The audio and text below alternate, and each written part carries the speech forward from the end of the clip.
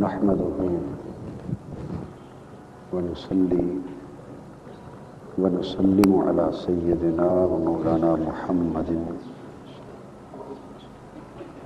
رسوله النبي الأمين المكين الحنين الكريم الرؤوف الرحيم. أما بعد، فأعوذ بالله من الشيطان الرجيم. بسم الله الرحمن الرحيم.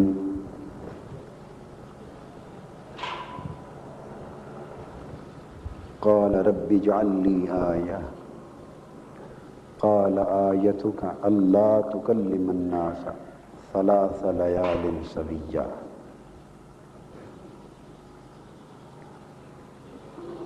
فخرج على قومه من المحراب فأوحى إليهم أن سبحوا بكرة وعشيا. صدق الله مولانا العظيم.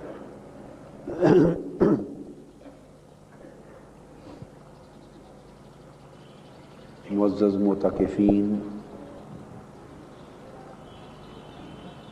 اور محترم شرکاء و حاضرین، الحمدللہ تعالی کل خطاب جمعہ کے موقع پر 21ویں رمضان المبارک کے 21ویں روزے کو ہمارا پہلا درس سورہ مریم کی پہلی 10 آیات کریمہ پر مشتمل تھا.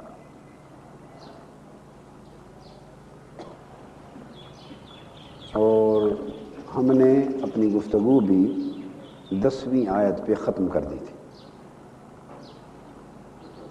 آج اللہ جل مجدہ کی توفیق سے اسی 10ویں آیت سے بات کو آگے شروع کر رہے ہیں.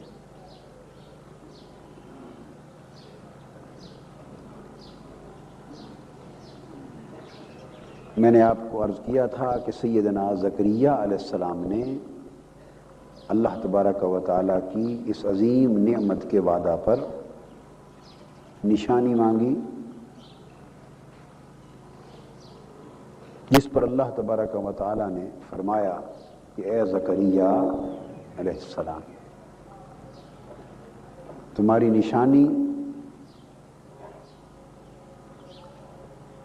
اس وعدہ کے حق ہونے پر اور اس نعمت کے تحقق پر نشانی یہ ہے کہ تم 3 راتیں تندرست ہونے کے باوجود لوگوں سے کلام نہیں کر سکو گے. یعنی صحت مند تھے، تندرست تھے، مگر 3 راتوں کے لیے قوت گویائی ختم فرما دی اور آپ کو حالت سکوت عطا کر دی گئی. خاموشی آپ پر وارد کر دی. تو میں نے عرض کیا تھا کہ ایک بات تو یہ معلوم ہوئی کہ خاموشی اللہ کی نعمت کو پانے کے لیے بڑی عجیب راہ ہے، بڑی عجیب راہ ہے.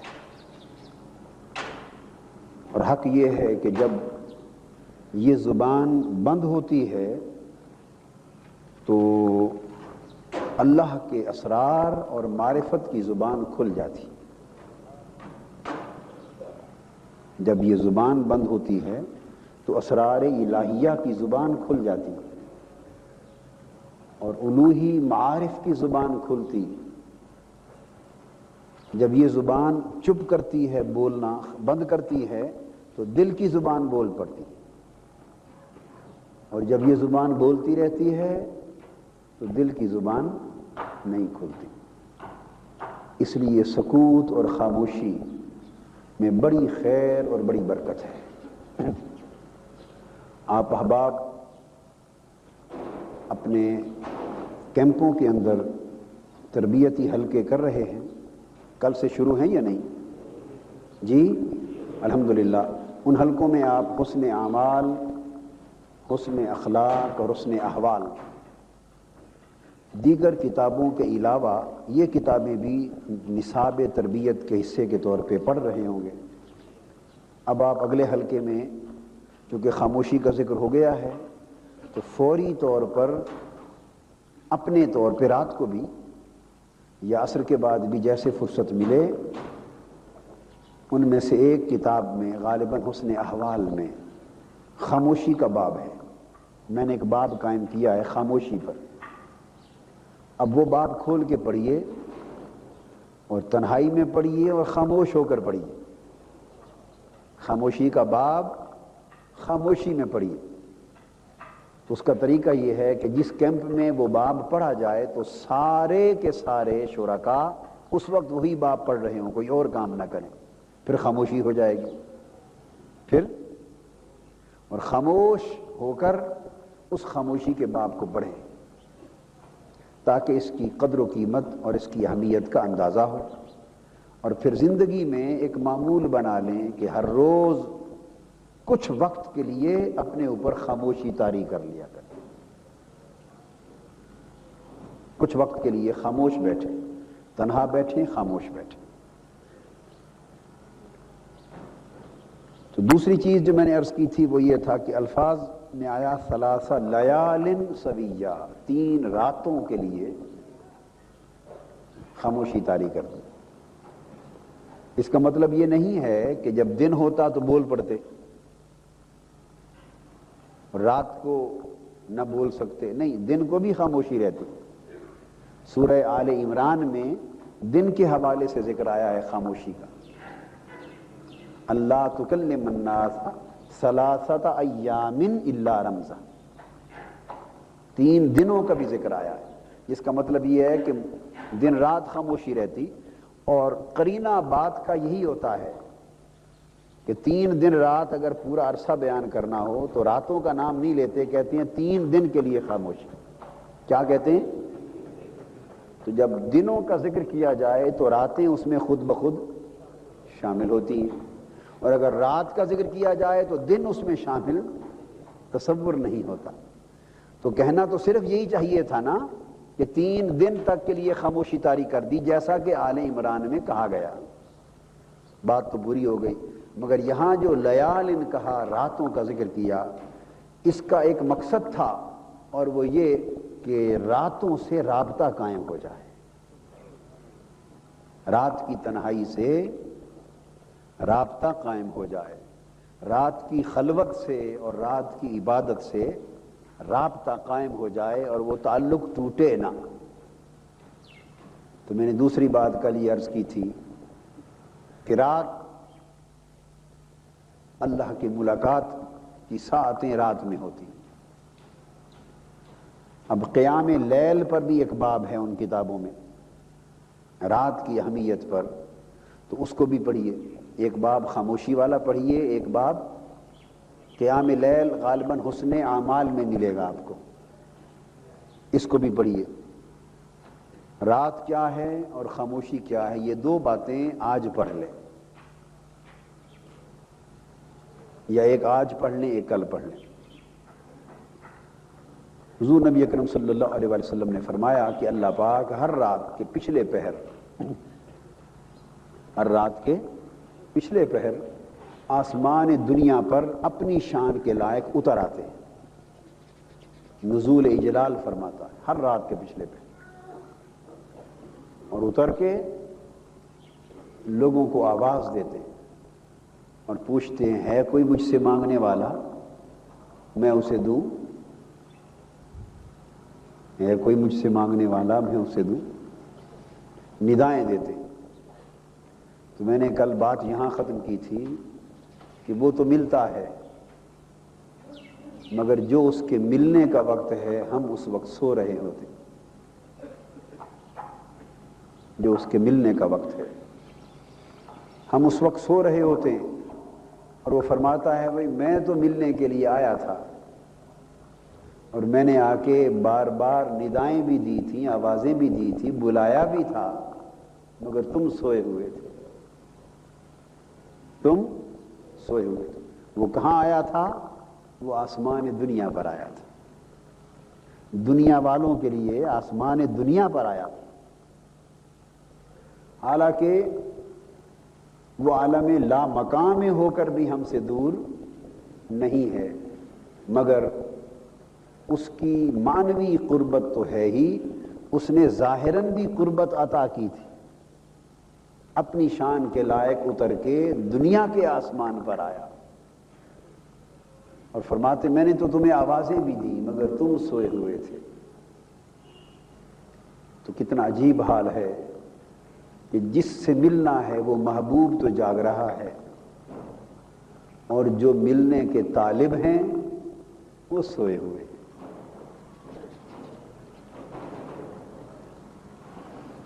اس کے بعد اشارہ اس امر کی طرف ہے کہ جو راتوں کی تنہائیاں ہیں اور شب بیداریاں ہیں اور رات کی خلوت و عبادت ہے، یہ راستہ ہے اللہ رب العزت کی ملاقات کا، اس کی ملاقات کا۔ تو جب اللہ پاک سے یہ نشانی مل گئی تو اب فرمایا فخرج علی قومہ من المحراب، پھر سیدنا زکریہ علیہ السلام اپنی عبادت گاہ سے نکلے، اپنی عبادت گاہ سے، محراب سے نکلے اپنی قوم کی طرف۔ یہ جو لفظ محراب ہے یہ خلوت گاہ اور عبادت گاہ کا اشارہ کرتا ہے۔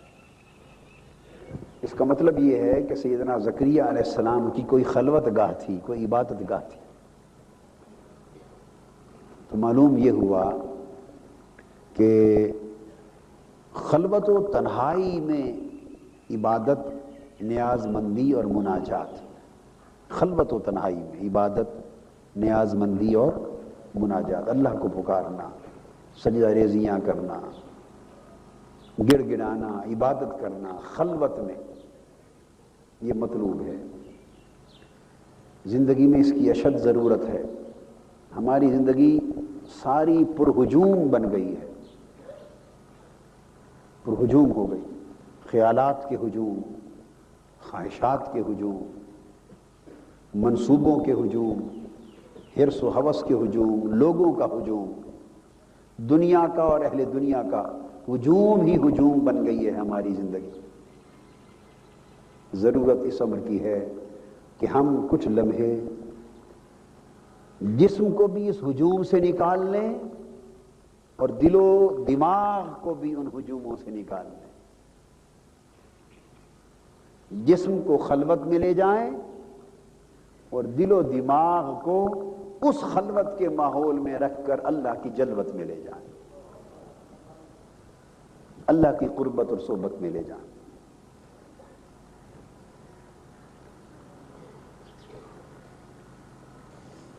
اسی طرح سورہ آل عمران میں جہاں حضرت مریم رضی اللہ تعالی عنہ کا ذکر ہے کہ وہ حضرت زکریہ علیہ السلام کی کفالت اور تربیت اور پرورش میں تھی، وہاں بھی محراب یعنی خلوت گاہ اور عبادت گاہ کا ذکر آتا۔ یہ 10 روز کے لیے ایک خلوت گاہ کا، ایک عبادت گاہ کا تصور آپ کی زندگی میں آیا ہے 10 روز کے لیے۔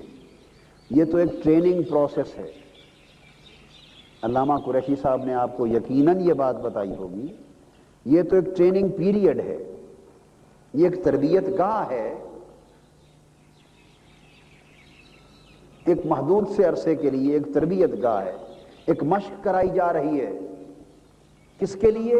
پورے سال کے لیے، پورے سال کے لیے، کہ یہاں سے چند چیزیں حاصل کر لیں اور انہیں پورے سال اپنی زندگی میں نافذ کریں اور انہیں جاری و ساری کریں۔ تو حضرت مریم رضی اللہ تعالیٰ عنہ کے حوالے سے بھی ذکر آیا ہے کلما دخل علیہا زکریا المحراب وجد عندها رزقا، جب بھی حضرت زکریا علیہ السلام حضرت مریم کے محراب میں یعنی ان کی خلوت گاہ اور عبادت گاہ میں داخل ہوئے، جب داخل ہوئے ان کی خلوت گاہ میں، عبادت گاہ میں، وجد عندها رزقا، تو اسی وقت حضرت مریم کے پاس بے موسم پھل پائے، بے موسم پھل پائے، دروازے بند، پھلوں کا موسم نہیں، مگر حضرت مریم کے پاس پڑے۔ قال انا لک ھذا، تو حضرت زکریا علیہ السلام نے پوچھا اے مریم یہ بے موسم پھل تمہارے پاس کیسے اور کہاں سے آ گئے؟ قالت هو من عند اللہ، انہوں نے جواب دیا وہ پھل اللہ کی طرف سے آئے۔ ان اللہ یرزق من یشاء بغیر حساب، اللہ جسے چاہتا ہے بغیر حساب و کتاب کے عطا کرتا ہے، حساب و کتاب کے بغیر عطا کرتا ہے، بغیر حساب۔ مطلب کیا کہ پھر وہ نہ موسم دیکھتا ہے نہ دروازے اور اس کے تالے دیکھتا ہے، وہ پھر بغیر حساب اور بغیر اسباب کے عطا کرتا ہے۔ مگر جو نقطہ سمجھانا چاہتا ہوں، یہ بے موسم پھل کہاں نظر آئے، کہاں پہنچے؟ کلما دخل علیہا زکریا المحراب، وہ خلوت گاہ میں، عبادت گاہ میں۔ تو معلوم یہ ہوا کہ یہ جو بے موسم پھل ہیں، روحانی لذتوں کے پھل، باری تعالیٰ کی خاص قربتوں کے پھل، اس کے تعلق کے پھل، اس کی بندگی کی کیفیتوں کے پھل، اس کی محبت کی سرشاریوں کے پھل اور اس کی معرفت کی سرشاریوں کے پھل، یہ جو بے موسم روحانی پھل ہیں، روحانی ثمرات ہیں، یہ ہجوم میں نہیں ملتے، خلوتوں میں ملتے۔ بندہ تنہائی میں جائے تو ملتے، اکیلے میں ملتے، خلوت گاہوں میں، عبادت گاہوں میں ملتے ہیں۔ سو ہمیں اپنی زندگی کے کچھ لمحے ہر صورت ہجوم سے نکال کر خلوت میں گزارنے چاہیے۔ اس لیے حضور صلی اللہ علیہ وآلہ وسلم بھی ابھی نزول وحی بھی نہیں ہوئی تھی، بعثت کے زمانے کے شروع ہونے سے بھی پہلے آپ بھی کئی دنوں کے لیے شہر مکہ کے ہجوم سے نکل جاتے اور 3 میل دور ایک پہاڑ کی غار پر، غار ہرا میں جا کے خلوت گزارتے، خلوت نشینی کرتے، خلوت گزینی کرتے، کبھی 7 دن، کبھی 10 دن، کبھی مہینہ، کبھی 40 دن۔ اور یہ وہی خلوتیں جاری تھیں، یہ وہی خلوتیں جاری تھیں کہ وہ گھڑی آ پہنچی جب پردہ اٹھا دیا گیا، ناموس اکبر آیا، پردہ اٹھا دیا گیا، اور جس کا کلام سننے کی روح منتظر تھی اور طبیعت بیتاب تھی، وہ کلام آ پہنچا۔ جس سے شرف ہم کلامی کے لیے طبیعت بے چین تھی، وہ شرف ہم کلامی نصیب ہوا، مگر وہ لمحہ بھی خلوت میں تھا۔ تو محراب میں خلوت اور تنہائی کی عبادت کی طرف اشارہ ہے۔ فَأَوْحَىٰ إِلَيْهِمْ، پھر اپنی قوم کی طرف آئے تو انہیں اشارے کی زبان میں فرمایا، بولے نہیں، اشارہ کیا۔ تو رازدارانہ اشارات، اس سے پتہ چلتا ہے کہ رازدارانہ اشارات یہ بھی اہل محبت کا شیوا ہوتا ہے۔ صوفیاء، عرفاء اور عاشق لوگ بہت سی باتیں اشارات میں کرتے ہیں، اور وہ اشارے جن کی سمجھ میں آتے ہیں وہ بات کو پا لیتے ہیں، جن کی سمجھ میں نہیں آتے وہ شور اور غوغا کرتے ہیں۔ صوفیاء اور عرفاء کے اشارات پر بڑا شور و غوغا بھی ہوتا ہے، اس پر طعن و تنقید بھی کی جاتی ہے، مگر یہ وہی لوگ کرتے ہیں جنہیں اشارے سمجھ میں نہیں آتے، اور یہ اشارے ملتے بھی انہی کو ہیں جو زبان بند کرتے ہیں۔ گونگا اشارے کرتا ہے کہ نہیں کرتا؟ گونگا جی، اور پھر آپ نے ایک کہاوت سنی ہوگی کہ گونگے دیاں رمضاں دی ماں جان ہے، یعنی وہ ایک تعلق ہوتا ہے نا گونگے اور اس کی ماں میں، تو وہ اس کی ماں اس کے سارے اشارے سمجھتی ہے، پرایا کوئی نہیں سمجھتا، اپنا اشاروں کو سمجھتا ہے، پرایا کوئی نہیں سمجھتا۔ تو شور وہ مچاتے ہیں جنہیں سمجھ میں نہیں آتے اشارے، اور سمجھ میں کنہیں نہیں آتے وہ جو پرائے ہوتے۔ وہ جو اور جو اپنے ہیں وہ تو سارے اشارے سمجھ جاتے ہیں. اور یہ جو کاف ہا یا عین صاد یہ اشارے تو ہیں اور کیا ہے. ہاں یہ اشارے ہیں. الف لام میم یہ اشارے ہیں. طا ہا یہ اشارے ہیں. طا سین میم یہ اشارے ہیں. یاسین یہ اشارے ہیں. اب کیا پتا ہمیں کیا پتا. نہ خاموشی میسر نہ حکمت میسر نہ اشارہ میسر نہ معرفت میسر. ہم تو کورے بدھو کے بدھو پرائے لوگ نا واقف لوگ باہر رہنے والے لوگ اندر تو جھانک کر دیکھا ہی نہیں. یہ سارے قرآن مجید میں بھی سورت کا مضمون آگے شروع ہوتا ہے پہلے کچھ اشارے کر دیے جاتے ہیں اور اشاروں میں ساری بات سمجھا دی جاتی ہے. اور کیا ہوتا ہے فرمایا محبوب یہ اشارے آپ کے لیے ہیں بقایا مضمون سارا آپ کی امت کے لیے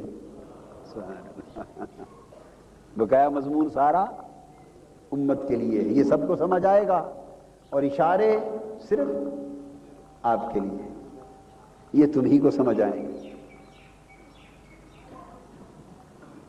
سبحان اللہ. اور پھر فرمایا ان سبحوا بکرۃ وعشیا. اشاروں میں کیا بات بتائی کہ صبح و شام کثرت کے ساتھ ذکر کیا کرو اور اللہ کی تسبیح کیا کرو. کثرت کے ساتھ صبح و شام اللہ کا ذکر کرنا اور اللہ کی تسبیح کرنا اس کے بغیر کچھ میسر نہیں ہوتا. عطار ہو رومی ہو رازی ہو غزالی ہو کچھ ہاتھ نہیں آتا بے آہیں سحر گاہی. صبح و شام سحر کے وقت اٹھنا اور اللہ سے ہم کلام ہونا اس کی مناجات کرنا اس کے سامنے گر گڑانا اس کے سامنے سجدہ ریز ہونا. صبح و شام اور شام خاص طور پہ یہ جو نماز مغرب کے بعد کا وقت ہے اولیاء کرام نے اور عرفاء نے اس وقت کی بڑی قیمت اور بڑی قدر کی ہے بڑی اہمیت بیان کی ہے. تو نماز مغرب کے بعد کی چند رکعتیں جو نفلی نماز کی اوابین کی ہیں کیا اوابین کی اس کو بڑی اہمیت دی ہے عرفاء نے اولیاء نے اہل اللہ نے عاشق لوگوں نے. بعض تو یہ کہتے ہیں کہ ساری رات سے بڑھ کر یہ وقت زیادہ قیمتی. یہ اول وقت ہے نا رات کا یہ رات کا اول وقت ہے. تو غروب کے بعد رات شروع ہو جاتی تو نماز مغرب ہوتی ہے اور اس کے بعد جو عشاء تک کا درمیانی وقت ہے اوابین کی نماز ہوتی ہے.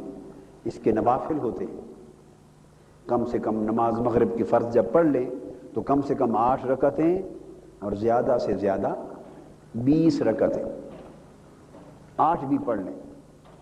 2 سنتیں آپ پڑھتے ہیں اس کے ساتھ 6 بھی کم سے کم اور ملا لیں تو نماز مغرب کے بعد 8 رکعتیں علی الاقل بن جاتی.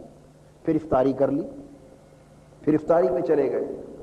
مگر یہ جو اوابین کا وقت ہے بڑا قیمتی ہے. ان لمحوں کو ضائع نہیں کرنا چاہیے. آج سے معمول بنا لیں آج سے معمول بنا لیں. مغرب کے بعد یہ جو ابتدائی رات کا وقت ہے ایک یہ وقت اور ایک رات کے ختم ہونے سے پہلے سحور کا وقت سحری کا وقت ختم ہونے سے پہلے سحری کا وقت جب صبح طلوع ہوتی ہے تو طلوع سے قبل کا وقت. اس میں ایک راز بھی ہے وہ بھی سن لیں. راز کیا ہے بکرۃ وعشیہ صبح و شام دونوں چیزیں شامل ہو گئی نا دونوں چیزیں شامل ہو گئی نا. صبح طلوع سے قبل اللہ کا ذکر و تسبیح کر لیا اور اسی حال میں صبح طلوع ہو گئی اور نماز فجر ادا کی. غروب ہوا نماز مغرب ادا کی اسی حال میں رات آئی اور چند نوافل اللہ کے ذکر و تسبیح کے لیے ادا کر لیا. تو صبح و شام دونوں چیزیں شامل ہو گئیں. حکمت یہ ہے کہ جو فرشتے صبح آتے ہیں جو فرشتے وہ غروب آفتاب کے بعد جب رات شروع ہوتی ہے تو وہ اوپر چلے جاتے ہیں واپس اپنی رپورٹ لے کر اور ان کے جانے پر دوسرا فرشتوں کا گروہ آتا ہے رات کے شروع ہونے پر. اور وہ طلوع صبح کے وقت واپس چلا جاتا. تو فرشتوں کی رات والی جماعت سحر کے ختم ہونے پر واپس جاتی ہے اور دن والی جماعت رات کی آمد پر واپس جاتی ہے. اور دونوں وقتوں میں وہ فرشتے معلوم ہے جاتے کہاں ہیں؟ سیدھا کہاں جاتے ہیں؟ اللہ پاک کی بارگاہ میں جاتے ہیں.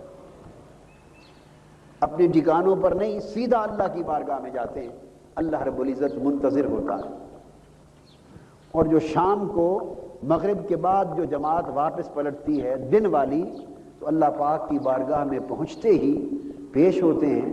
اللہ پاک ان سے سوال کرتا ہے، سب سے پہلا سوال کرتا ہے، فرشتوں کہاں گئے تھے؟ باری تعالیٰ تیرے بندوں کے پاس گئے تھے. کہاں سے آئے ہو؟ تیرے بندوں کے پاس آئے ہیں. پھر اللہ پاک سوال کرتے ہیں، اچھا یہ بتاؤ تم جب آئے تو میرے بندوں کو کس حال میں چھوڑ کے آئے؟ میرے بندے کیا کر رہے تھے جب آئے؟ عرض کرتے ہیں باری تعالیٰ ہم تو جب وہاں سے چلے ہیں اپنے رجسٹر اٹھا کر واپس ڈیوٹی ختم کر کے چلے ہیں، تیرے بندے تیری تسبیح کر رہے تھے، تیرا ذکر کر رہے تھے، تیرے حضور سجدہ ریزیاں کر رہے تھے، آہوزاریاں کر رہے تھے. اور پھر پوچھتے ہیں جب تم صبح پہنچے تھے تو تب کیا کر رہے تھے؟ عرض کرتے ہیں باری تعالیٰ جب پہنچے تھے تب بھی ذکر و تسبیح کر رہے تھے. پھر وہ جو صبح والے فرشتے جو آئے ہیں وہ پہنچتے ہیں تو ان سے سوال ہوتا ہے جب تم پہنچے تو میرے بندے کس حال میں تھے؟ عرض کرتے ہیں مولا جب ہم پہنچے تیرے بندے تیری عبادت، تیرے ذکر اور تیری تسبیح اور تیری یاد کے حال میں تھے. اور جب شام پڑ گئی، رات پڑ گئی تو تم آئے تو اب انہیں کس حال میں چھوڑ کے آئے ہو؟ مولا اب بھی انہیں تیری عبادت اور تسبیح کے حال میں چھوڑ کے آئے. اس لیے فرمایا ان سبحوا بکرۃ وعشیا، اشارہ کیا، فرمایا لوگو تم سے اشارے میں بات کر رہا ہوں اور تم بھی اس اشارے کی نوبت کو پانا چاہتے ہو کہ اللہ کی نعمت ملے تو تم بھی صبح کو بھی تھام لو اور شام کو بھی تھام لو. دو وقت ہیں، بڑے قیمتی وقت ہیں.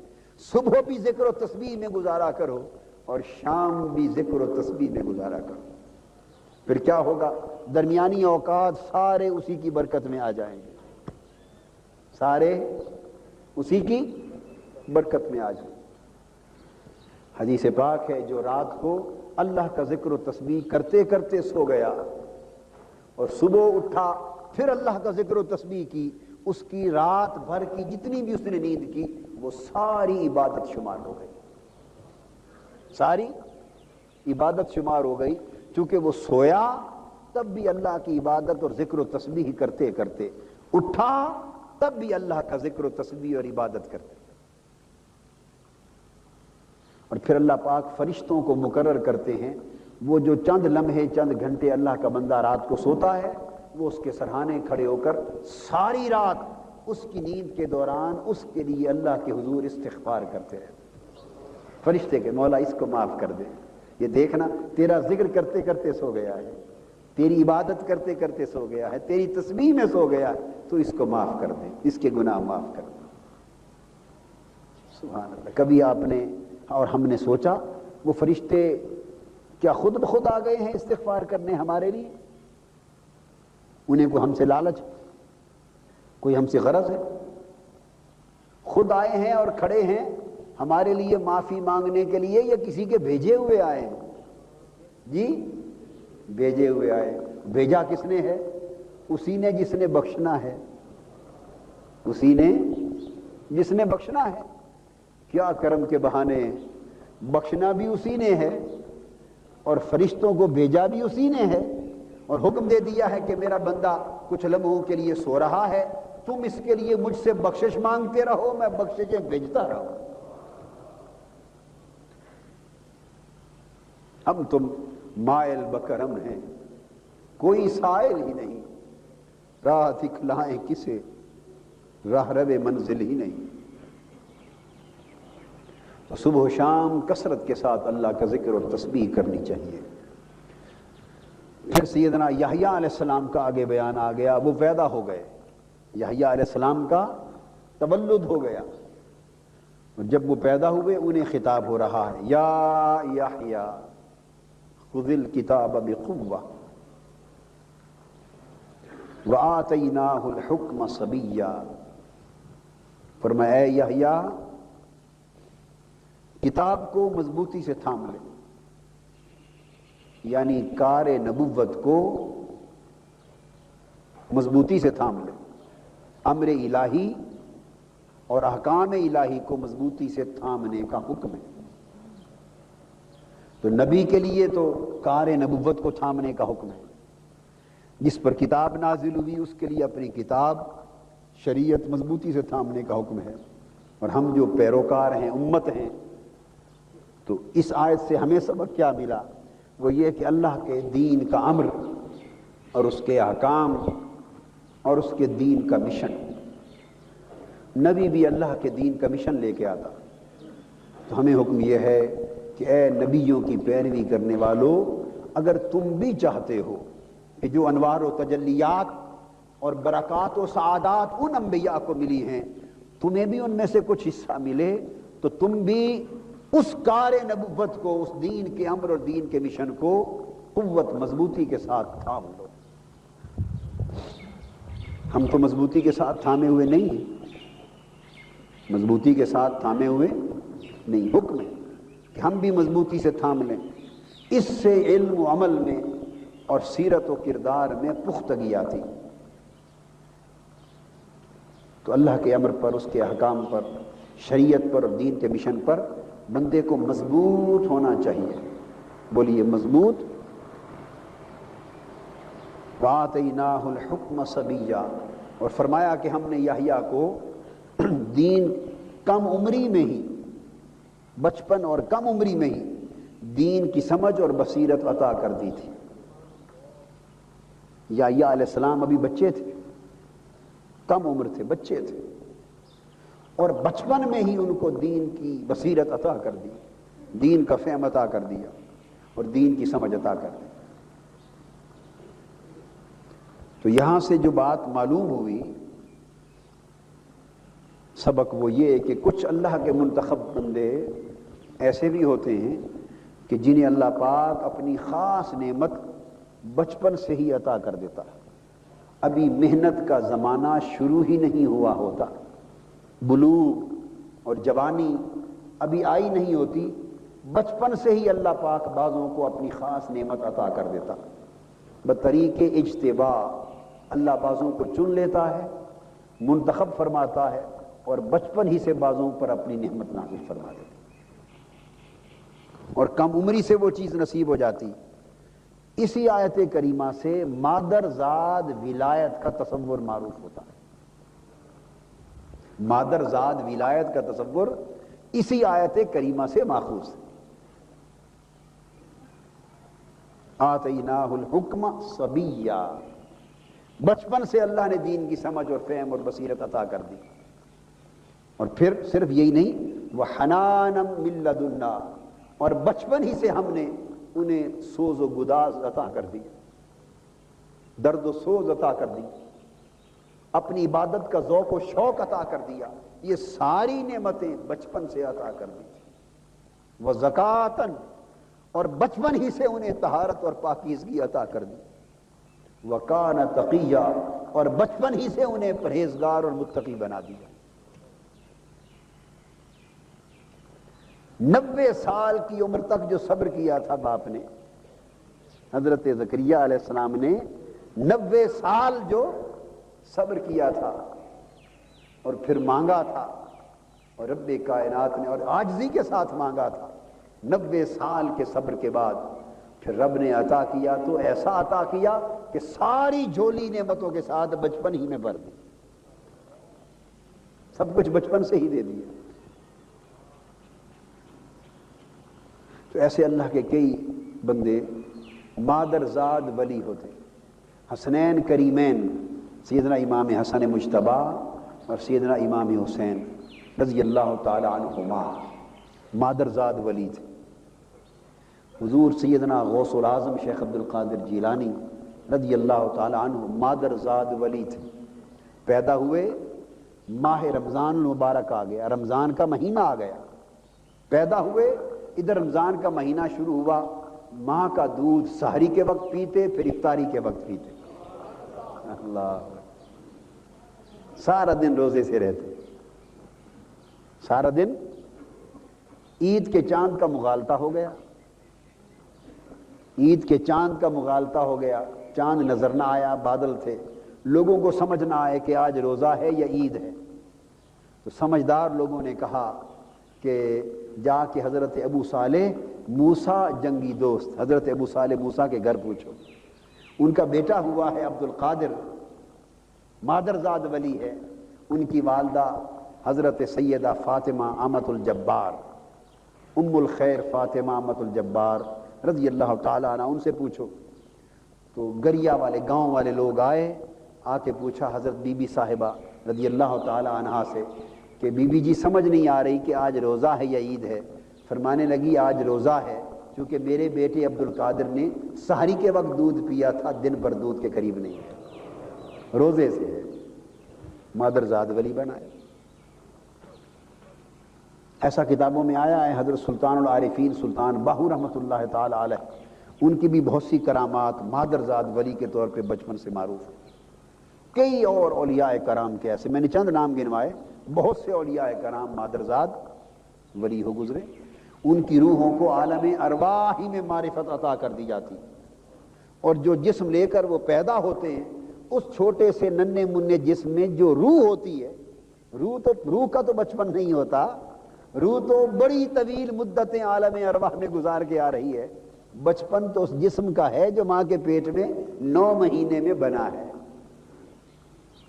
اس جسم کی عمر تو 9 ماہ ہے، روح کی عمر بھی 9 ماہ ہے جی نہیں، روح تو عالم ارواح کی مدتیں گزار کے آ رہی ہے۔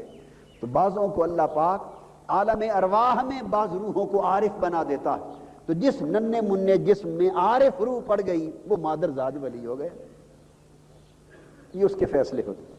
خیر یہ ایک بات تھی، عرض یہ کر رہا تھا کہ اللہ پاک نے حضرت یحییٰ علیہ السلام کو فرمایا حنانم من لدنا، ہماری طرف سے انہیں روحانی ذوق نصیب ہوا، گریہ و زاری نصیب ہوئی، رقت نصیب ہوئی، اور بچپن سے عبادت کا ذوق و شوق نصیب ہو گئے، اور بچپن سے خشیت الہی نصیب ہو گئی۔ ابھی 4-5 سال کے بچے تھے، چھوٹی سی عمر تھی، تو سجدے میں گر گر کر اللہ کی خشیت میں حضرت یحییٰ علیہ السلام روتے تھے، 4-5 سال 6 سال کی عمر تھی۔ سیدنا زکریا علیہ السلام جب کھڑے ہو کر وعظ فرماتے، اپنی امت کو وعظ فرماتے، تو چونکہ یہ بہت روتے تھے، وہ اتنا روتے تھے کہ خطرہ لگا رہتا تھا کہیں بچپن میں اللہ کے ڈر سے اور خشیت سے یحییٰ کا جگر نہ پھٹ جائے، موت واقع نہ ہو جائے۔ تو حضرت زکریا علیہ السلام منع کرتے کہ بیٹے یحییٰ تم میرے واعظ میں آ کے نہ بیٹھا کرو، کہ جب اللہ کا ذکر ہوگا، اس کی خشیت کی بات ہوگی، آخرت کی بات ہوگی، اس کی اخروی نعمتوں کی بات ہوگی، تو تم سے رہا نہیں جائے گا، تم رو گے، اور پھر اتنا روتے ہو کہ کہیں خطرہ لاحق ہو جاتا ہے تمہاری زندگی کو، منع کرتے۔ پھر حضرت یحییٰ علیہ السلام رک جاتے، پر عاشق روح تھی، حنانم من لدنا، پیدائش سے ہی گریہ دے دیا تھا، ذوق و شوق دے دیا گیا تھا، روح عاشق روح بنا دی گئی تھی۔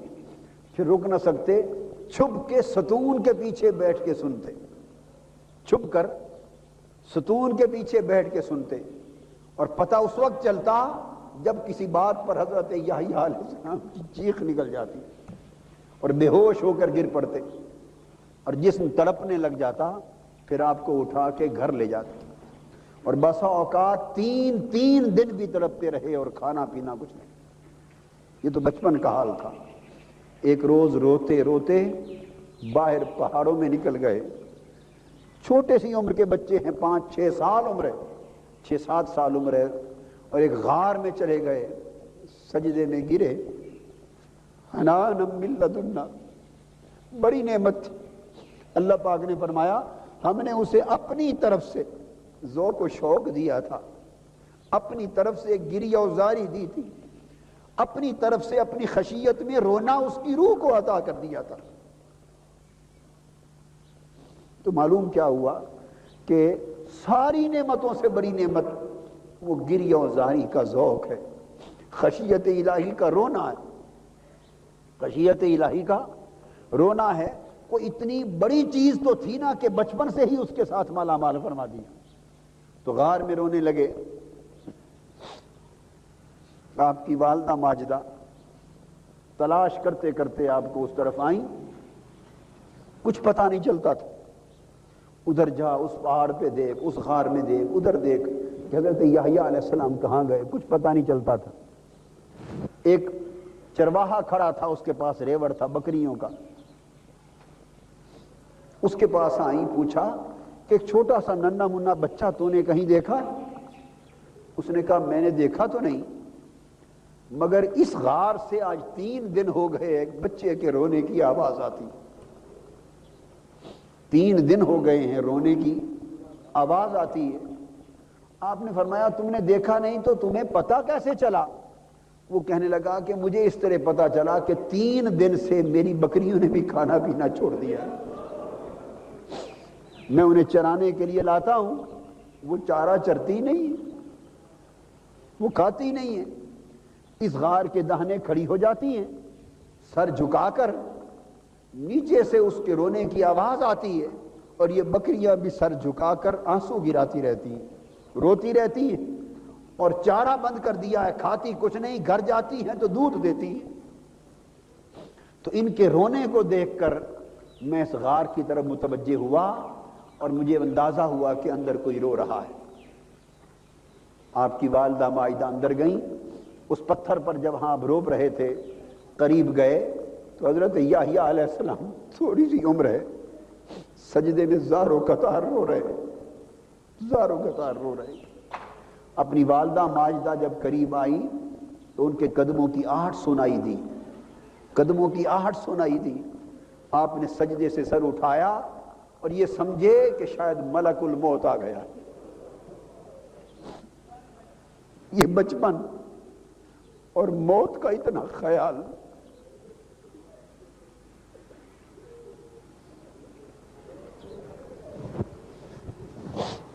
ایک ہم ہیں کہ موت تو یاد ہی نہیں ہے،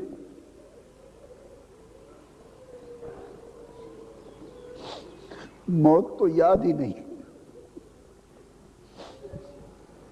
وہ آخرت کا دن بھی یاد نہیں،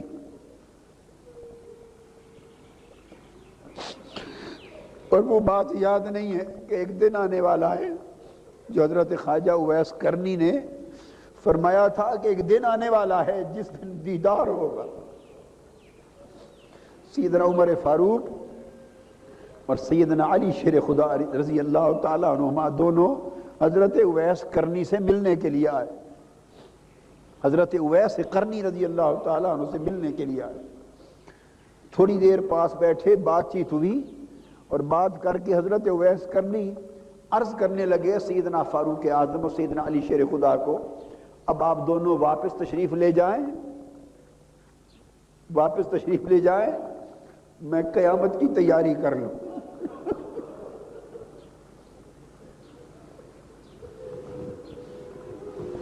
میں قیامت کی تیاری کر لوں۔ فرمانے لگے کہ وہ دن قریب ہے جہاں اس مالک کا دیدار ہونے والا ہے، مجھے اس دیدار کی تیاری کر لینے دیں، اس دیدار کے لیے تیار ہو کے جانا ہے۔ ہم وہ دن بھول گئے، وہ دیدار بھول گئے۔ پھر اس دن 2 قسم کے لوگ ہوں گے، آدھے وہ ہوں گے جن کے لیے فرشتوں کو حکم ہوگا، فرشتوں یہ میری خاطر رونے والے لوگ ہیں، ان کو ایک طرف کر لو، میں پردہ اٹھا کے انہیں اپنا دیدار عطا کرتا ہوں۔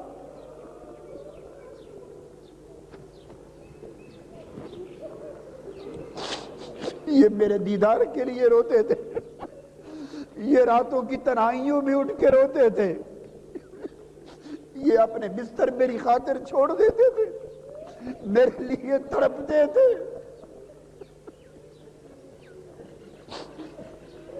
انہیں ایک طرف اکٹھا کر دوں، میں آج پردہ ہٹا کر انہیں اپنا دیدار عطا کرتا ہوں۔ اور کچھ وہ لوگ ہوں گے جن کے لیے حکم ہوگا انہیں ایک طرف کر دو اور انہیں بتا دو کہ آج تمہارے لیے میرا دیدار نہیں ہے۔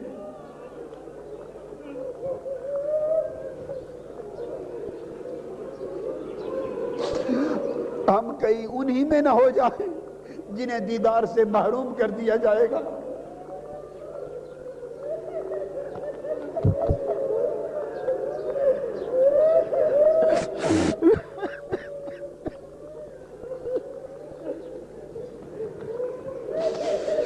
ہم کہیں ان لوگوں میں سے تو نہیں جنہیں دیدار سے محروم کر دیا جائے گا۔ ہمارے حالات تو ایسے ہی ہیں، ہمارے شب و روز تو ایسے ہی ہیں، ہمارے دن راتیں تو ایسے ہی ہیں۔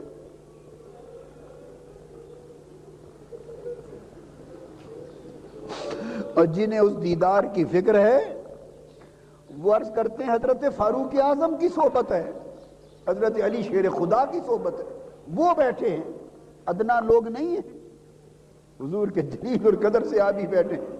اور حضرت اویس کرنی فرماتے ہیں میرے بھائیو بس اب صحبت ہو چکی، آپ تشریف لے جائیں، مجھے اس دیدار کی تیاری کر لینے دیں۔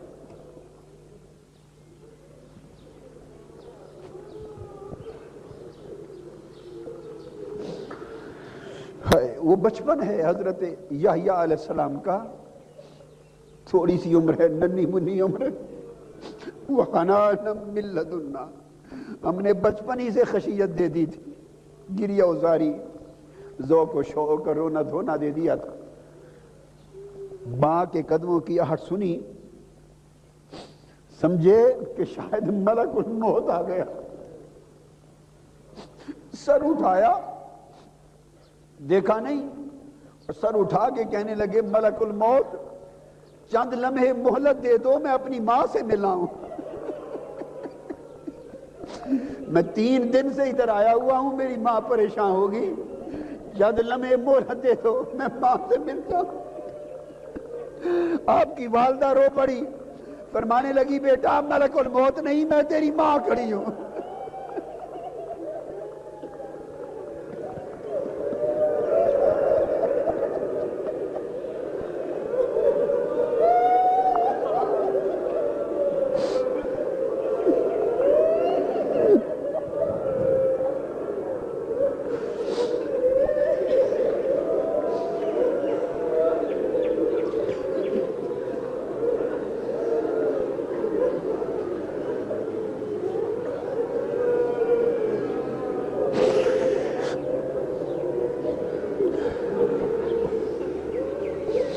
دوستو فکر کریں، ہم فکر کریں اس دن کا، معلوم نہیں کس دن ملک الموت آ جائے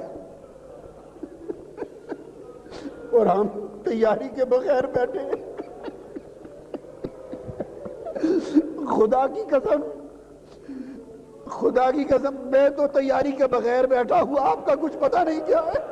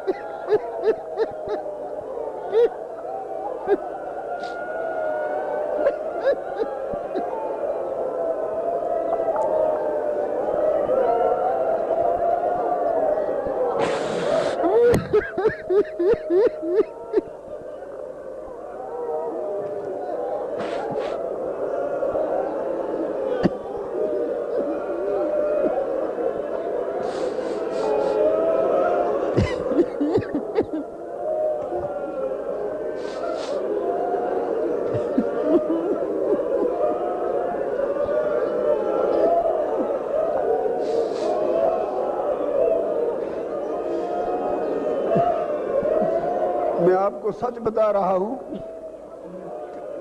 میں تو ابھی اس دن کے پیش ہونے کے قابل نہیں۔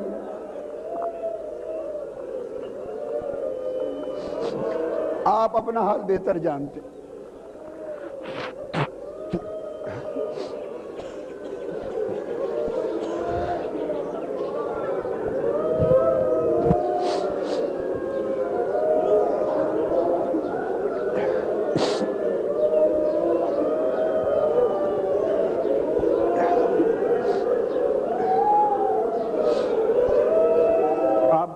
والدہ ماجدہ نے عرض کیا، فرمانے لگی بیٹا یحییٰ میں ملک الموت نہیں تیری ماں ہوں، 3 دن سے جب سے تم آئے ہو رو رہے ہم نے بھی کھانا پینا چھوڑا ہوا ہے، گھر چلو، تمہاری تھوڑی سی عمر ہے، معصوم بچے ہو، اتنا کیوں روتے ہو، اتنا کیوں روتے ہو، تم معصوم بچے ہو، چلو گھر۔ حضرت یحییٰ کا جواب سنیے، آپ فرماتے ہیں امی جان میں رونا چھوڑتا ہوں، کیا آپ مجھے اس بات کی ضمانت دیتی ہیں کہ قیامت کے دن بخشش ہو جائے گی؟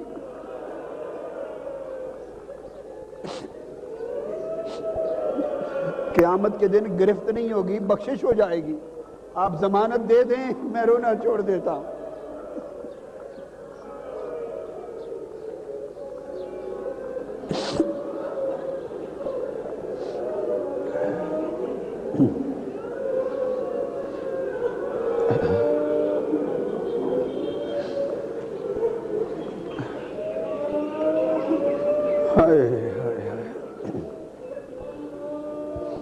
ارشاد فرمایا وَحَنَانًا مِن لَدُنَّا، وہ ہماری طرف سے ان کو بڑا روحانی ذوق ملا تھا اور پاکیزگی اور طہارت نصیب ہوئی تھی، وَكَانَ تَقِيًّا، اور بڑے تقوی والے تھے۔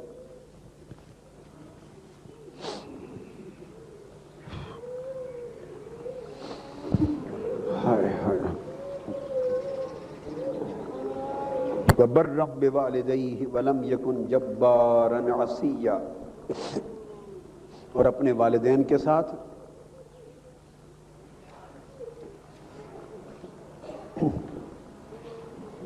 بڑی نیکی کرنے والے اور خدمت گزاری کرنے والے تھے۔ پہلی آیت سے جو چند چیزیں معلوم ہوئیں وہ یہ کہ ایک تو روحانی ذوق و شوق اور گریہ و زاری اللہ کا لطف خاص ہے، اور اس نعمت کے حصول کے لیے محنت کرنی چاہیے، اس نعمت کے حصول کے لیے محنت کرنی چاہیے۔ دوسرا زکوٰۃ، طہارت اور پاکیزگی اپنے عمل میں، کردار میں، فکر میں، ذہن میں، سوچ میں، خیال میں، نگاہ میں، جسم و روح میں طہارت اور پاکیزگی کو قائم رکھنا چاہیے۔ اور تیسرا تقوی اور پرہیزگاری، یہ حاصل دین ہے، تقوی اور پرہیزگاری حاصل دین ہے، دین کی عمارت اسی پر قائم ہے۔ اور پھر معاملات میں سب سے پہلی اور سب سے مقدم چیز وَبَرًّا بِوَالِدَيْهِ، وہ اپنے والدین کے ساتھ نیکی، والدین کے ساتھ نیکی۔ بچے دھیان سے سنیں اور بڑے بھی توجہ کریں کہ سب سے بڑی نعمت بچوں کے لیے اپنے والدین کا ادب ہے، اپنے والدین کا ادب، والدین سے نیکی، والدین کے ساتھ حسن سلوک اور والدین کے ساتھ بلائی، اس میں بڑی خیر ہے۔ اور یحییٰ علیہ السلام کے فضائل اور آپ کی سیرت و کردار کے بیان میں اسے اہمیت کے ساتھ ذکر فرمایا کہ اپنے والدین کے ساتھ بڑی نیکی کرنے والے اور ان کے خدمت گزار تھے۔ وَلَمْ يَكُنْ جَبَّارًا عَصِيًّا، تو والدین کی خدمت اور حسن سلوک کی سعادت مندی کا ذکر کر کے پھر دوسری بات فرمائی کہ وہ سرکشی کرنے والے بھی نہیں تھے اور نافرمان بھی نہیں تھے، سرکش بھی نہیں تھے جیسے عام بچے سرکش ہوتے ہیں، کہنا نہیں مانتے، نہیں، وہ کہنا ماننے والے، تعمیل کرنے والے تھے، اور نافرمان نہیں تھے، سرکش اور باغی طبیعت نہ تھی. یہ خوبیاں حسن اخلاق کی علامت ہے. فرما بردار ہونا اور دھیما ہونا حسن اخلاق کی علامت ہے. اور حسن خلق یہ ایمان کا حسن ہے. حسن خلق ایمان کا حسن ہے، کردار کا حسن ہے، سیرت کا حسن ہے.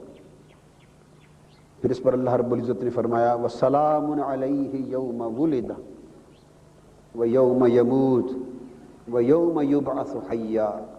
اور سلام ہو اس پر، یعنی سلام ہو یحییٰ پر جس دن وہ پیدا ہوئے.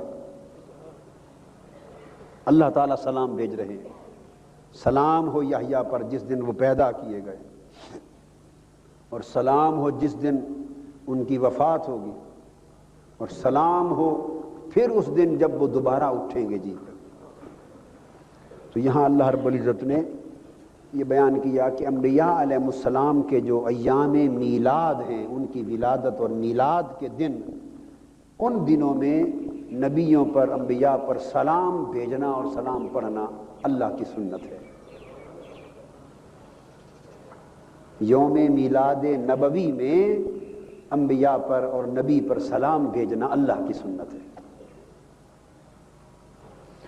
اور پھر ان کی وفات کے دن بھی ولادت کے دن کی طرح سلامتی والے دن ہوتے ہیں، اور جس دن دوبارہ اٹھیں گے وہ بھی سلامتی کا دن ہوگا.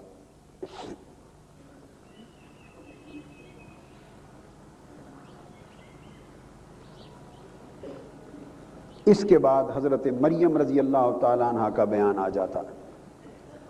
پہلے زکریا علیہ السلام کی دعا کا ذکر کر کے حضرت یحییٰ علیہ السلام تک بات کو پہنچایا. اس کے بعد پھر پیچھے سے ذکر کیا حضرت زکریا علیہ السلام کے بیٹے حضرت یحییٰ ہوئے، انہوں نے کفالت اور تربیت پائی، ان کا ذکر آ گیا. اور پھر حضرت زکریا علیہ السلام کی کفالت و تربیت میں حضرت مریم رہیں، ان کا ذکر آیا. اور ان کے ذکر کا حوالہ کیا ہے؟ حضرت عیسیٰ علیہ السلام کی ولادت کا.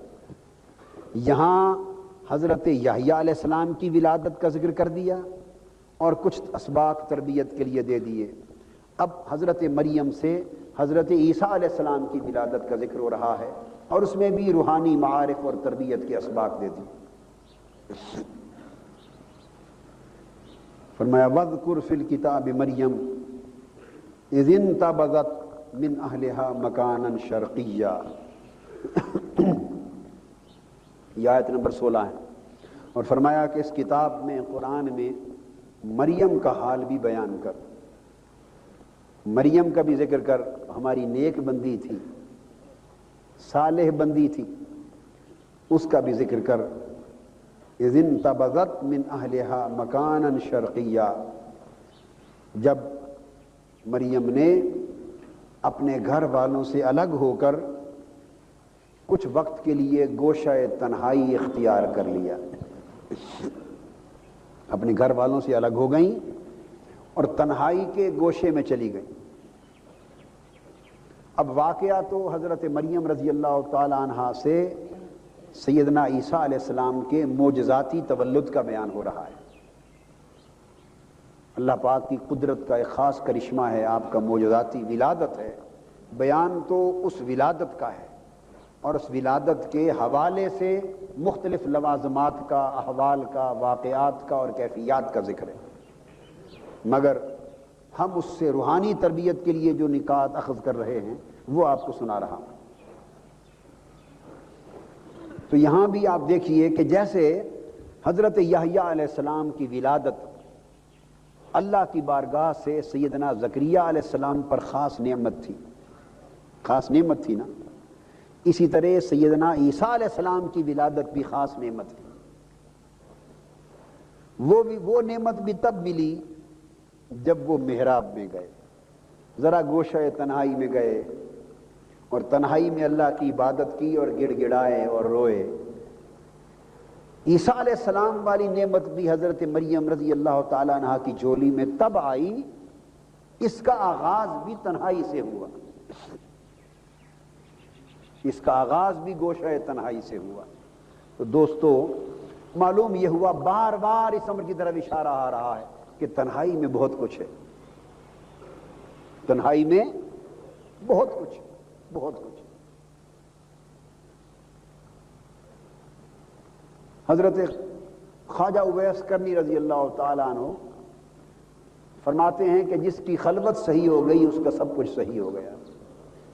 پھر ایک مقام پہ فرماتے ہیں علیک بالقلب، اپنے قلب کی حفاظت کیا کرو، دل کی حفاظت کیا کرو، کیونکہ دل اللہ کی خلوت و جلوت کے لیے ہے، دل اللہ کے تعلق کے لیے ہے، اللہ کی صحبت کے لیے ہے، اور اس کے جلوہ حسن کو یہاں سمونا ہے۔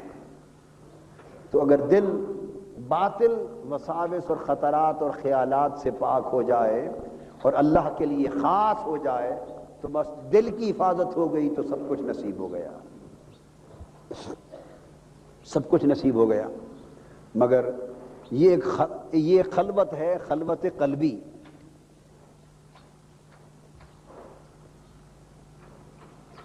یہ خلوت قلبی، دل کا خالی ہو جانا ہر غیر کے خیال سے، ہر غیر کے وسوسہ سے، ہر غیر کے خطرہ سے، ہر غیر کے حرص اور لالچ سے دل کا خالی ہو جانا۔ جب دل میں خلوت ہوتی ہے تو تب یار آتا ہے، تب وہ آتا ہے۔ تو کسی نے، حضرت مولانا فضل الرحمان گنج مراد آبادی نے کہیں بیان کیا ہے، وہ کہتے ہیں اب تو آ جا، اب تو خلوت ہو گئی۔ وہ پہلا مصرع ہے، میں نے بیان کیا تھا کسی موقع پر۔ ہر تمنا دل سے رخصت ہو گئی، ہائے ہائے ہائے، ہر تمنا دل سے رخصت ہو گئی۔ پڑھیے نا، ہر تمنا دل سے رخصت ہو گئی، اب تو آ جا، اب تو خلوت ہو گئی۔ یہ ہے دل کی خلوت کا معنی۔ ایک جسم کی خلوت ہے، ایک دل کی خلوت۔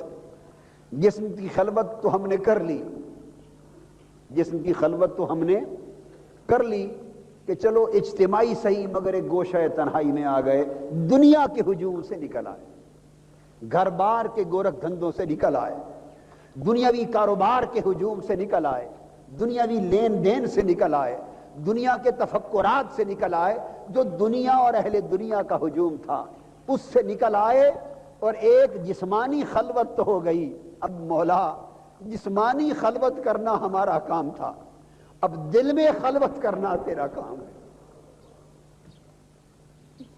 دنیا سے تو ہم نکل آئے، دنیا سے تو ہم نکل آئے، اب ایک قدم اور رہ گیا ہے، وہ یہ کہ ہر تمنا دل سے تو نکال دے، ہر تمنا دل سے تو نکال دے، تاکہ ہر تمنا دل سے رخصت ہو اور پھر محبوب کے آنے کا ماحول پیدا ہو۔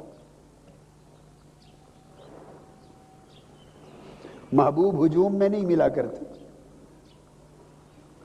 محبوب ہجوم میں نہیں ملا کرتے، اور محبوب کی یاد کی عادت بھی وہی ہے جو محبوب کی عادت ہے، یاد کی عادت بھی وہی ہے جو محبوب کی عادت ہے۔ محبوب کی عادت کیا ہے؟ ہجوم میں نہیں ملتا، اور یاد کی عادت بھی یہ ہے کہ جب بہت سی یادوں اور تمناؤں کا ہجوم ہو تو محبوب کی یاد بھی نہیں آتی، یاد بھی آنے سے پہلے کہتی ہے کہ دل کو دوسری تمناؤں سے خالی تو کر لو تب میں آؤں، دوسری تمناؤں سے خالی کر لو تب آؤں۔ پھر اس کی یاد آ گئی تو رفتہ رفتہ وہ بھی آ جائے گا، رفتہ رفتہ وہ بھی آ جائے گا۔ ہر تمنا دل سے رخصت ہو گئی، ہر تمنا دل سے رخصت ہو گئی۔ اب یہ پاگلوں والی بات ہے، آپ یہ نہ کہیں بھی کیا کس چکر میں لگا دیا ہے، اس کا ورد کریں، یعنی اس تصور کا ورد کریں، اس تصور کا ورد کریں کہ یہ تمنائیں ساری جو ہمارے پیچھے پڑی ہوئی ہیں، جنہوں نے ہماری جان کو عذاب میں ڈال رکھا ہے، ہمیں مبتلا عذاب کر رکھا ہے، اس تصور پر ایسا ورد کریں، مجاہدہ کریں کہ ان تمناؤں سے جان چھوٹ جائے، یہ تمنائیں رخصت ہوں تو محبوب کی تمنا آئے۔ ہر تمنا دل سے رخصت ہو گئی، ہر تمنا دل سے رخصت ہو گئی، اب تو آ جا، اب تو خلوت ہو گئی، اب تو آ جا، اب تو خلوت ہو گئی۔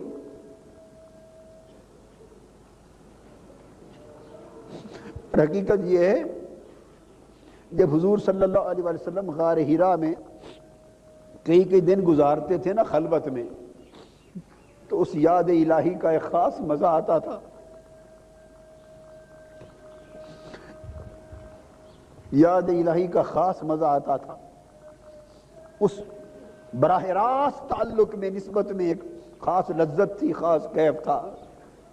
جب وحی نازل ہوئی، نبوت کا اجرا ہوا، بعثت ہو گئی اور رسالت کا حکم آ گیا، اور حکم ہوا میرے محبوب یہ ہجوم جو گمراہ ہو گیا ہے لوگوں کا، اب تو ہجوم کی طرف چلا جا، اب خلوت سے نکل کر لوگوں کے ہجوم کی طرف بھیجا کہ اس ہجوم کو خلوت کی طرف لا، اس گمراہ ہجوم کو ہدایت کی طرف لا، اس بگڑے ہوئے ہجوم کی اصلاح فرما۔ تو جب خود خلوت میں رہتے بڑا مزہ آتا، اس محبوب کے حسن و جمال کو دیکھتے، اس کے جلوہ حسن کے مراقبے میں مست رہتے۔ حکم ہو گیا میرے محبوب جا اس ہجوم کی طرف، ان کو ہدایت کی طرف بلا کر لا، میری طرف بلا، انہیں لا بلا کر۔ حکم کی تعمیل شروع ہو گئی۔ آقا غار حرا سے نکلے، شہر مکہ کے چوک میں پہنچ گئے۔ کیا کریں، محبوب کا آرڈر جو آ گیا، شہر مکہ کی گلیوں میں آ گئے، اور پھر وہ محبوب جو غار حرا کی خلوتوں میں رونے والا، محبوب کا آرڈر تھا، ملا کے میلوں میں جا رہا ہے، میلوں میں کھڑا، مینا کے میلے جم گھٹے ہیں لوگوں کے، میلے کا سما ہے، ہجوم ہے، بازار ہیں، جہاں لوگوں کا ہجوم نظر آتا حضور پہنچ جاتے اور کہتے لوگوں آؤ تمہیں اپنے مولا کی طرف لے جاؤں۔ اب وہ خلوت جو ہوتی تھی غار حرا کی نہ رہی، اور ہجوم کی کیفیتیں مل گئیں، تو طبیعت مقدسہ پر ایک فطری تقاضا تھا، بوجھ آ گیا۔ کیا بوجھ آ گیا؟ وہ بقول غالب دل ڈھونڈتا ہے پھر وہی فرصت کے رات دن، دل ڈھونڈتا ہے پھر وہی فرصت کے رات دن، بیٹھے رہیں تصور جانا کیے ہوئے۔ وہ غار حرا کی خلوتیں یاد آتی تھی، اب دن رات جلوتوں میں بسر ہونے لگے، ایک بوجھ آ گیا۔ قرآن مجید میں اسی کا اشارہ ہے، الم نشرح لک صدرک ووضعنا عنک وزرک، کیا ہم نے تمہارا سینہ تمہارے لیے کھول نہیں دیا؟ ووضعنا عنک وزرک الذی انقض ظہرک، اور وہ بوجھ جو آپ کی پیٹھ کو جھکائے جا رہا تھا، ہم نے وہ بوجھ آپ کا رفع فرما دیا۔ عرفاء کہتے ہیں، اہل اسرار کہتے ہیں کہ وہ بوجھ کیا تھا؟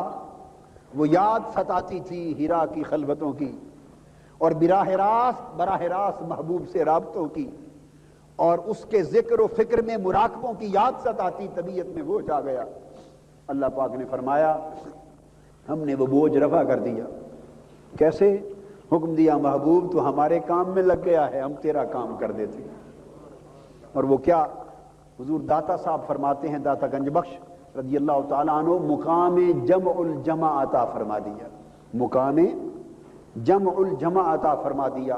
اور وہ کیا تھا کہ وہ براہ راست رابطہ جو غار حرا کی خلوت میں نصیب ہوتا تھا، فرمایا محبوب آج کے بعد تو میلوں، بازاروں، ہجوموں اور اجتماعات میں بھی میرا کام کرتا پھرے گا، بیٹھا لوگوں کے اندر ہوگا، مگر خلوت تجھے میری نصیب رہے گی۔ تو میں بھی وہ قربت نہ ملی تھی جو اب ہجوم میں بھی ہر وقت تیری روح کو میسر رہے گی۔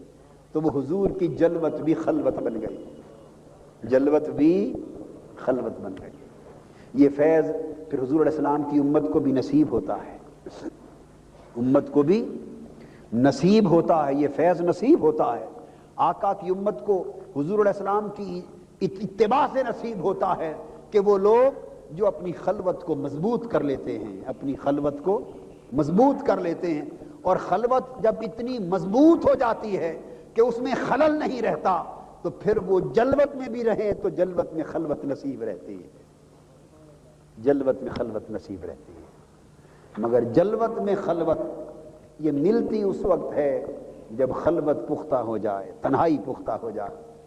تو میں بار بار اس کو دہرا رہا ہوں کہ خلوت میں تنہائی میں بہت کچھ ہے، اور دو خلوتیں ہیں، ایک جسمانی خلوت اور ایک قلبی اور روحانی خلوت۔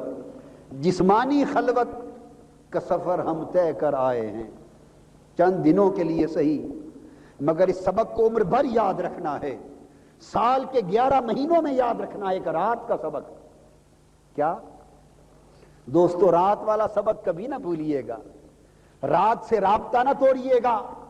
رات کی تنہائیوں میں یہ بات یاد رکھیں کہ محبوب رات کے اندھیروں میں ملتا ہے، محبوب رات کے اندھیروں میں ملتا ہے، اور دن کو تو ہم اور آپ صدائیں دیتے پھرتے ہیں، صدائیں دیتے پھرتے ہیں، اس کی ندا معلوم نہیں جواب میں ہمیں ملتی ہے یا نہیں، مگر جب رات کی تنہائی ہوتی ہے وہ صدائیں دیتا ہے، کہتا ہے کوئی مجھ سے ملنے کی آرزو کرنے والا، دن کو پکارنے والوں، اب رات کو ملنے کے لیے خود میں آ گیا ہوں، خود آ گیا ہوں۔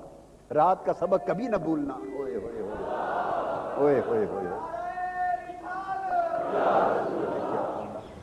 رات کا سبق کبھی نہ بھولنا، رات کا رابطہ کبھی نہ توڑنا، رات کا رابطہ کبھی نہ توڑنا، خود بھی محنت کرنا، اور یہ عاجز ناکارہ جس کا قول عمل ایک جیسا نہیں، چلو ٹوٹا پوٹا سبق تو دے رہا ہوں، میرے لیے بھی دعا کرتے رہنا کہ میرا بھی رابطہ نہ ٹوٹے۔ میں آپ کے لیے کرتا ہوں، آپ میرے لیے کیا کریں، معلوم نہیں کس کی دعا کام کر جائے، کس کی دعا کام کر جائے۔ رات کا سبق نہ بھولنا ایک بات، دوسرا خلوت و تنہائی کا سبق نہ بھولنا، خلوت و تنہائی کا سبق نہ بھولنا کہ اس میں بہت کچھ ہے۔ تیسرا خاموشی کا سبق نہ بھولنا، خاموشی کا سبق نہ بھولنا، پھر دوہرا دیجئے، خاموشی کا سبق نہیں بھولنا، کچھ وقت ضرور خاموش رہے، پھر رات کی تنہائی والا سبق نہیں بھولنا، کچھ آنسو ضرور رات کے اندھیرے میں گریں، کچھ لمحے ضرور رات کے اندھیرے میں سجدے میں بیتیں، اور تیسرا خلوت کا سبق تنہائی کا نہ بھولنا، اور خلوت میں یہ بات یاد رکھنا کہ خلوتیں دو ہیں، ایک جسمانی خلوت ہے، ایک قلبی اور روحانی خلوت ہے۔ جسم کی خلوت تو حاصل کر لی، اب محنت ان 10 دنوں میں اس بات پہ کریں کہ قلبی روحانی خلوت بھی نصیب ہو جائے۔ ہم یہاں بیٹھ کر بھی خط لکھتے رہتے ہیں، رکے لکھتے ہیں کہ یہ مقدمہ جیت جائیں، یہ امتحان ہو جائے، یہ کاروبار بڑھ جائے، یہ دکان اچھی ہو جائے، یہ ہو جائے، فلاں ہو جائے، تو ہم خلوت میں بیٹھ کے بھی دنیا کی جلوت میں گم ہیں۔ خدا کے لیے عمر بھر یہ کام ہوتا رہے گا، مگر یہ 10 دن جہاں جسموں کو خلوت میں لائے ہو، کوشش کرو کہ دلوں اور روحوں کو بھی خلوت میں ڈال دو، دل و دماغ کو بھی خلوت میں ڈال دو، فکر و خیال کو بھی خلوت میں ڈال دو۔ جیسے جسم کے علاقے، رشتے اور ناطے دنیا اور اہل دنیا سے کاٹ کر اپنے محبوب کی دہلیز پر آ بیٹھے ہو، کوشش کرو کہ فکر و خیال کے رشتے بھی دنیا سے کٹ جائیں، وہم و گمان کے رشتے بھی دنیا سے کٹ جائیں، طلب و مراد کے رشتے بھی دنیا سے کٹ جائیں، آرزو اور تمنا کے رشتے بھی دنیا سے کٹ جائیں۔ جیسے جسم خلوت میں آ گئے ہیں، کوشش کرو کہ دل بھی خلوت میں چلے جائیں، دلوں سے ہر تمنا رخصت ہو جائے، ہر خیال رخصت ہو جائے، ہر آرزو رخصت ہو جائے۔ جب دل کا ماحول صاف ہو جائے گا، اجلا ہوگا، سیج بچھے گی نور کی، پھر روئیں گے، عرض کریں گے مولا اب سیج ہم نے بچھا دی ہے، چند لمحوں کے لیے آ جا، تو آ جا کلی کملی والے، سیج ہم نے بچھائی ہے، تو اسے حلیمہ کی کٹیا بنا جا، آقا سیج ہم نے بچھائی ہے، تو آ کر ابو ایوب انصاری کی کٹیا بنا جا۔ مگر یہ دل کٹیا تبھی بنیں گے کہ اسے پہلے صاف کرنا ہوگا، جھاڑو پھیرنا ہوگا، جھاڑو دینا ہوگا۔ آؤ 10 دن نصیب ہوئے ہیں، جھاڑو پھیر لیں، آؤ جھاڑو پھیر لیں، آؤ صفائی کر لیں، پھر سیجے بچھا لیں، پھر سیج بچھا کر ہاتھ اٹھا کر کھڑے ہو جائیں، منتیں کرے، سماجتیں کرے، صفائی ہو، سیج بچھی ہو، شاید کوئی منت کام آ جائے، اور کسی وقت آواز آ جائے کہ سیج بچھا کے انتظار کرنے والوں 2 لمحے ہم آ کر قیام کر لیتے ہیں۔ ہائے ہائے ہائے ہائے، جسم کی خلوت اور دل کی خلوت، یہ 2 چیزیں بڑی ضروری ہیں، اسی سے سارے فساد ہیں۔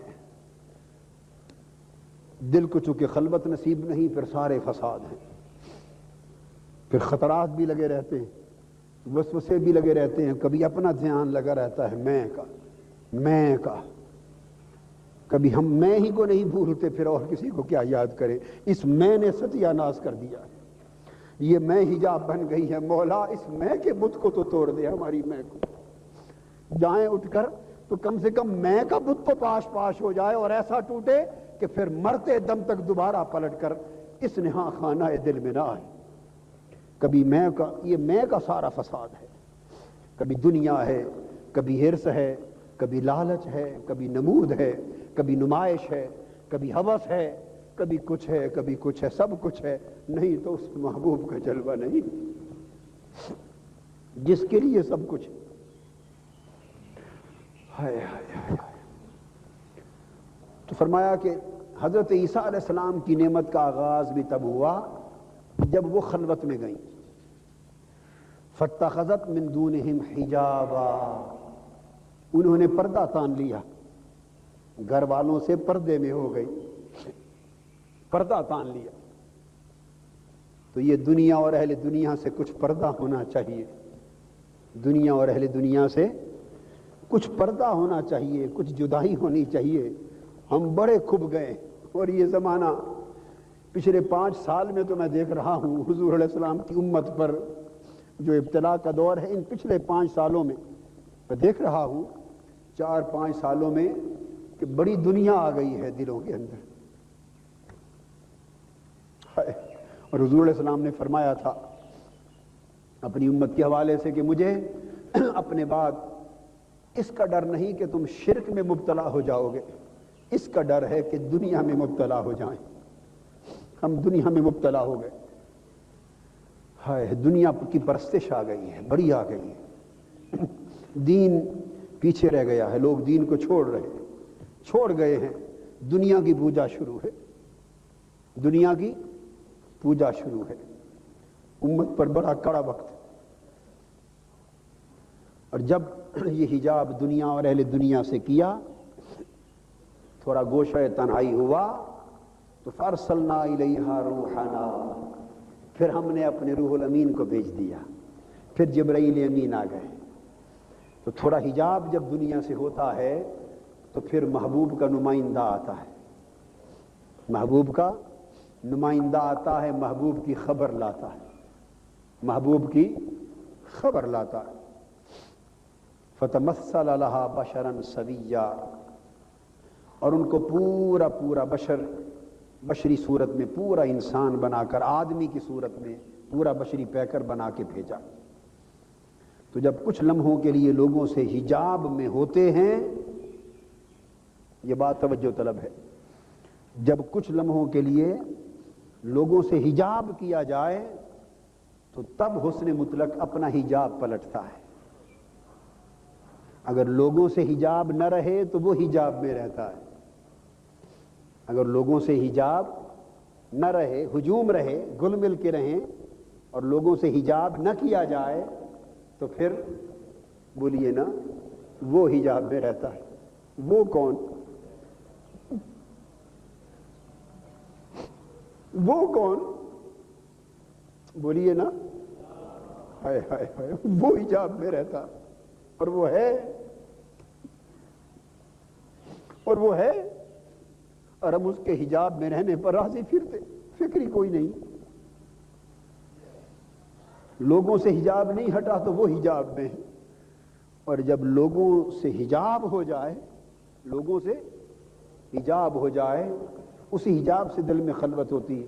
ادھر سے حجاب ہو تو وہ اپنا حجاب پلٹ لیتا ہے، نقاب پلٹ لیتا ہے، پردہ اٹھا لیتا ہے، نمائندہ بھیجتا ہے، پھر خود بھی پردہ اٹھاتا ہے، رفتہ رفتہ سارے مرحلے پورے ہو جاتے۔ بشرن سویہ، پورا پورا بشر اور آدمی کا پیکر بنا کے بھیجا۔ اس سے یہ بھی معلوم ہوا کہ نوری مخلوق بھی زمین پر بشری صورت میں آ سکتی ہے۔ یہ عقیدے کی بات بھی واضح ہوئی کہ نوری مخلوق بھی زمین پر بشری صورت میں آ سکتی ہے، اور یہاں نورانیت اور بشریت کا اجتماع ہو گیا۔ ایک ہی وجود میں نورانیت اور بشریت کا اجتماع ہو گیا۔ بعض لوگ نادانی میں سمجھتے ہیں کہ حضور صلی اللہ علیہ وآلہ وسلم میں نوری شان اور بشری شان دونوں کیسے جمع ہو گئیں؟ یہ کیسے مان لیا جائے کہ نور کی شان بھی حاصل ہے اور بشری شان بھی حاصل ہے؟ ایک ہی چیز ہو سکتی ہے، یا نوری شان ہو یا بشری شان ہو۔ یہ نادانی ہے۔ دیکھیے جبرائیل امین کو نوری شان تو میسر ہے، نور ہیں، سراپا نور ہیں، مگر پیکر بشریت بنے بیٹھے ہیں، پورے بشری پیکر میں آ گئے ہیں۔ تو نوری اور بشری دونوں شانیں یکجا ہوتی ہیں، ان میں تضاد نہیں۔ اللہ پاک نے حضور علیہ السلام کے پیکر بشریت میں نوری شان کو اور بشری شان کو دونوں کو جمع فرما دیا۔ آگئے قالت انی اعوذ بالرحمن منک ان کنت تقیا، حضرت مریم بولی کہ میں اللہ سے اپنے رحمان سے پناہ مانگتا ہوں اگر تو اللہ سے ڈرنے والا ہے۔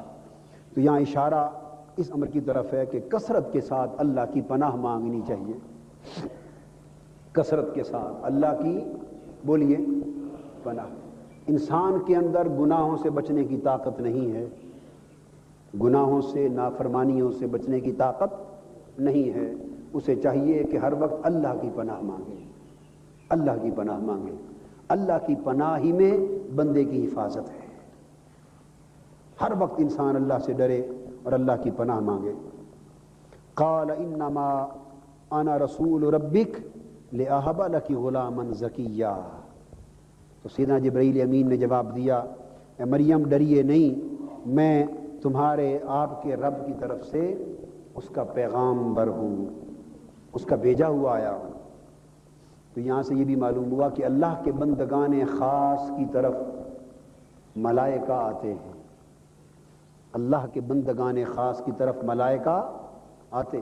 اللہ جن فرشتوں کو مقرر فرماتا ہے اپنے بندوں کے لیے، وہ اللہ کے بندوں کی طرف آتے ہیں، اور یہ اللہ پاک کی طرف سے وہب اور عطا ہوتی، وہب اور عطا ہوتی۔ انبیاء کی خدمت میں آتے ہیں وحی لے کر، اور غیر انبیاء کے پاس اللہ مقرر کرتا اور فرشتے آتے ہیں اللہ کی نعمتیں لے کر، برکات لے کر، نعمات لے کر، دعائیں لے کر، استغفار کرتے ہیں، اپنی برکات دیتے اور لیتے ہیں۔ جواب دیا لآہب لک، اور یہ فرشتوں کا آنا اللہ کے انعامات میں سے ہے، اللہ کے انعامات میں سے۔ اور لآہب لک غلاما زکیا، اور فرمایا میں اس لیے آیا ہوں تاکہ آپ کو وہب کروں، دوں ایک پاکیزہ بیٹا، پاکیزہ بیٹا دوں۔ تو وہب و عطا یہاں سے یہ معلوم ہوا کہ وہب اور عطا ہوتی تو اللہ کی طرف سے ہے، کیونکہ انا رسول ربک، تمہارے رب کا بھیجا ہوں۔ وہب اور عطا ہوتی تو اللہ کی طرف سے ہے، مگر سیدنا جبرائیل امین چونکہ یہاں واسطہ بن گئے اور وسیلہ بن گئے، تو مجازن بیٹا دینے کا فعل بھی انہی کی طرف منسوب کر دیا۔ تو بیٹا پاکیزہ تو اللہ دے رہا تھا اور اللہ ہی دیتا ہے، اور بیٹا دینا اللہ ہی کی شان ہے۔ جبرائیل امین نہیں دیتے کسی کو بیٹا، اور اللہ کے سوا کوئی بیٹا بولیے نہیں دیتا، یہ دینا اللہ کا کام ہے۔ مگر یہاں جبرائیل امین فرما رہے ہیں کہ میں اس لیے آیا ہوں تاکہ میں تمہیں پاکیزہ بیٹا عطا کروں، میں عطا کروں۔ تو مطلب کیا ہوا؟ یہ بات معلوم ہوئی کہ دینا وہب اور عطا تو اللہ کی ہوتی ہے، مگر جو نیک ہستی اللہ کی اس عطا کا واسطہ بن جائے، اللہ کی عطا کا وسیلہ بن جائے، جس کے ذریعے سے وہ عطا نصیب ہو، جس کے ذریعے سے وہ نعمت نصیب ہو، اس واسطے اور وسیلے کی طرف بھی اس بات کو منسوب کر دینا جائز ہے۔ واسطے وسیلے کی طرف بھی بات کو منسوب کر دینا جائز ہے، یہ مجازن ہوتا ہے۔ کیوں؟ اس طریقے میں ان ہستیوں کے لیے بھی اظہار تشکر پایا جاتا ہے